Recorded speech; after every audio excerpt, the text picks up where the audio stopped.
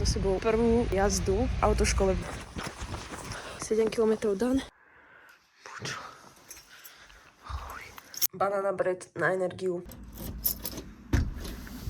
Ešte jeden test. Musím si dobehnúť z autoškoly. Zase mám červený malíček, neviem, či to dobre vidno. Dneska, ako som vám slúbila, tak vám ukážem celý svoj tréningový plán. Idem trošku.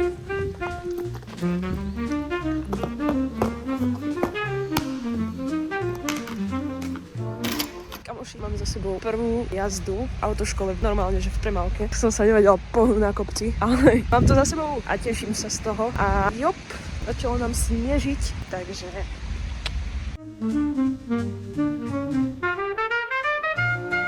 No, mám zavretú bránu, takže musím ísť opačnou stranou. A dúfam, že stíham bus. 15:17 stíhame všetko.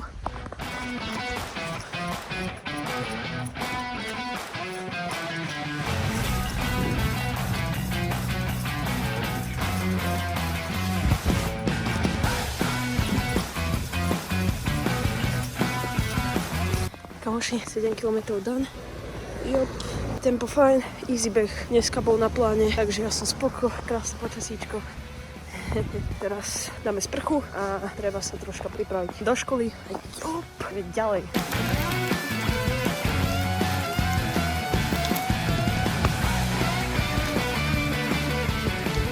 Kamoši, krásne nám nasnežilo, proste nádhera. Dneska máme deň 4. Dneska ma čaká futbalový tréning. Musím byť v potíšku, lebo ešte Segra spí. Je asi 6:39. Aktuálne sa chystám do školy a máme dneska skrátené výučko. Takže čilec. Prídem domov asi tak okolo 1. Poučím sa a potom bežím na tréning.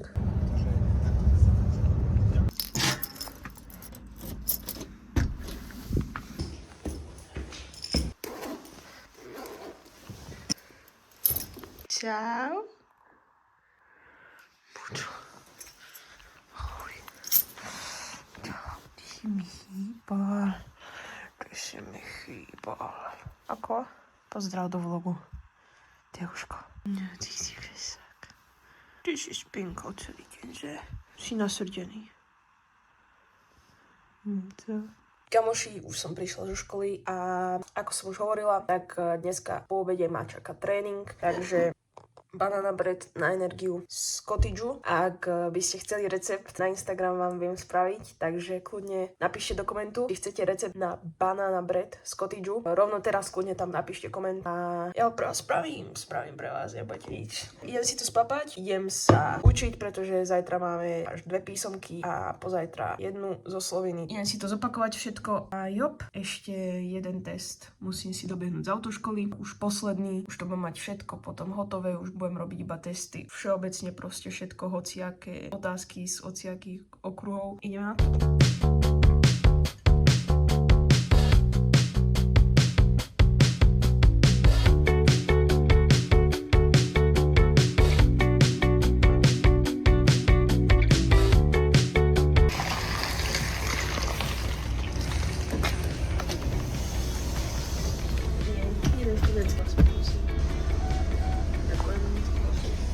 Mám po tréningu a proste zase mám červený malíček, neviem, či to dobre vidno. Proste vidíte.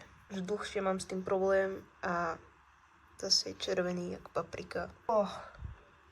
To je zle. Mám za sebou sprchu, idem si spraviť večeru a potom možno nejakú hodinku editujem nejaké video sem na YouTube. Ešte stále som v tom nová, takže mi to trvá troška dlhšie. A potom po editovaní dám nejaký oddych, lebo kamoši, nezabudnite si aj oddychnúť niekedy. Je to potrebné, aby ste načerpali nejakú novú energiu, aby ste boli fresh na ďalší deň, na nejaké nové výzvy, takže je potrebné si niekedy aj oddychnúť.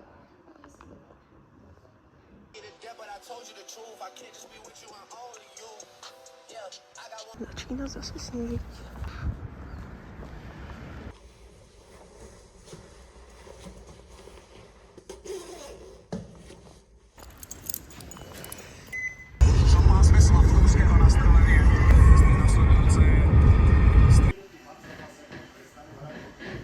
Teuško, ako hodnotí zápas?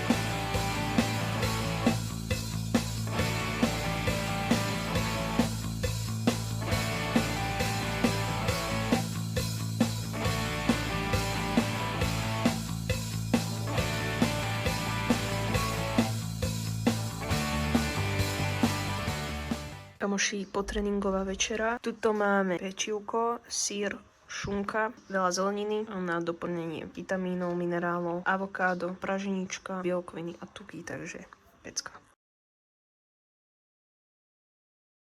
Dneska si ukážeme môj tréningový plán, pretože konečne už môžeme s radosťou povedať, že je to oficiálne, kamoši. Prihlásila som sa na polmaratón, idem odbehnúť 21,1 km, ako ste sa už mohli dozvedieť v prvej epizóde. Takže dneska, ako som vám slúbila, tak vám ukážem celý svoj tréningový plán, nakoľko stále hrám aktívne futbal, takže budem mať futbalové tréningy, budem 3-krát do týždňa chodiť behať, aby som sa poriadne pripravila na ten polmaratón a budeme chodiť aj do gymu. Takže ukážem vám, ako to celé idem skombinovať. Ešte taká jedna informácia. Celý tento tréningový plán som vytvorila vďaka AI, čiže nie je to moja práca. Ja som tam proste len zadala, že potrebujem mať 2 futbalové tréningy do týždňa, že sa idem pripravovať na polmaratón, že mám 16 rokov, aby to vlastne mi prispôsobilo tomu môjmu veku, tomu zaťaženiu, aby som vedela aj správne regenerovať. A nakoľko budem mávať aj zápasy, takže mám až 3 plány. Mám plán týždeň bez zápasu, mám plán, kde mám zápas v sobotu a mám plán, kde mám zápas v nedeľu. Takže ukážem vám toto všetko, aby ste to videli. A poďme asi rovno na to. Takže ako som vám už spomínala, mám 3 plány. Tu je plán bez zápasu, zápas v sobotu a zápas v nedeľu. Je to teda robené cez AI. Ja si myslím, že vám to vie veľmi ako pomôcť. Hlavne mne, keďže som začiatočníčka. Takže ukážeme si to na tom týždni bez zápasu. Každý týždeň mám 3 behy. Mám easy run, tempo run a long run a 2 futbalové tréningy. Vždycky útorok a štvrtok to máme v klube, proste vždycky útorok, štvrtok máme tréning futbalový, takže s tým nemôžem nejako hýbať. To je vždycky každý ten týždeň rovnako. Väčšinou easy run je v pondelok. Jediný týždeň, kedy je to troška celé inak, je keď mám zápas v nedeľu, pretože tam mám vlastne v sobotu mám long run, v nedeľu mám zápas, čiže tam je to fakt, že dosť nabité, takže v pondelok vtedy mám vždycky oddych, aby som vedela zregenerovať. Útorok, ako sme si už povedali, tak je futbalový tréning, to sa nemení. V stredy mávam gym, jedine teda, keď mám zápas v nedeľu, tak je tam easy run, pretože ten sa vlastne presunul z pondelka na stredu. Štvrtky, zase futbalový tréning, piatok je vždycky tempo run, to mám okolo tých 5,35 na kilometr a soboty väčšinou long run, jedine keď mám zápas v sobotu, tak je tam ten zápas. A v nedeľu, keď je týždeň bez zápasu, tak mám oddych. Keď je zápas v sobotu, tak mám tam taký ľahší long run, aby som nabehala nejaký ten objem. A keďže mám zápas, tak bude proste ľahší, lebo budem rozbitá po zápase. A zápas v nedeľu, tak tam proste je zápas. Tam sa to nemení. Ešte vám to takto zhrniem, aby ste v tom nemali maglajs. Čiže každý týždeň mám vždycky 3 behy. Mám easy run, čo je v nejakej zóne 2. To je proste nejaký ľahký beh, pri ktorom viem normálne konverzovať. Je to úplne proste easy beh, ako je to v názve. Potom mám tempo run, kde idem tak rýchlejšie, v nejakom tempe 5,30, 5,35 na kilometr. Minule som išla 5 minút na kilometr, čo bola úplne pecka. To je taký asi najrýchlejší beh z toho celého týždňa. A potom mám long run, kde vlastne behám objem, aby som si to nacvičila na ten pretek, že to je proste taký dlhší beh. Teraz naposledy som bola, myslím, že 12 km bežať. To je v nejakom tempe asi 6 minút na kilometr. Čiže toto sú 3 behy, ktoré ma každý týždeň čakajú. Potom ma čakajú 2 futbalové tréningy, ktoré mi nahrádzajú vlastne intervaly, keďže futbal je veľmi taký rýchly, sú tam rýchle zmeny smeru, šprinty, že to mi úplne perfektne sedí do toho plánu, že mi to nahrádza tie intervaly a tým pádom už nemusím bežať intervaly klasicky proste v tréningu. Posledné, čo ste mohli vidieť v tom pláne, je gym, takže väčšinou pôjdem full body, alebo chcem vyskúšať tréningový plán anterior-posterior, že predná časť tela sa cvičí a jeden týždeň zadná časť tela, takže to je pre mňa niečo nové, chcem to vyskúšať, ale myslím si, že aj to full bodyčko je úplne skvelé, keďže mám gym len raz do týždňa, čiže aby som vedela všetko precvičiť a samozrejme pri každom tréningu budem mať nejakých 5 až 10 minút sa zameriam na core, pretože ten je veľmi podstatný, či už k futbalu alebo k behu, proste stred tela je základ, ako sa hovorí. Takže to bol môj tréningový plán, vytvorila mi to teda AI, ja si myslím, že pre začiatočníkov, ako som aj ja, tu môže byť skvelá pomôcka aj pre vás, ak začínate behať. Nahoďte si to tam, ono vám to vypluje nejaký tréningový plán a myslím si, že je to úplne OK.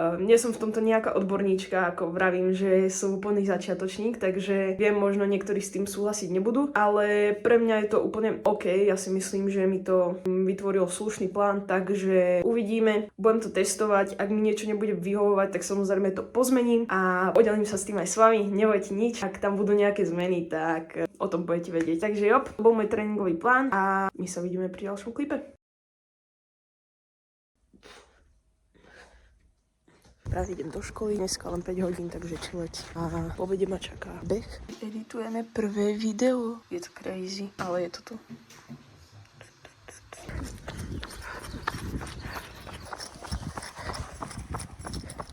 Mala som teraz trochu krízu, čakáme ešte nejakých 4,5 kilometra. Mám za sebou svoj prvý long run, svojich prvých 12 kilometrov v živote. Nikdy som nebežala viacej.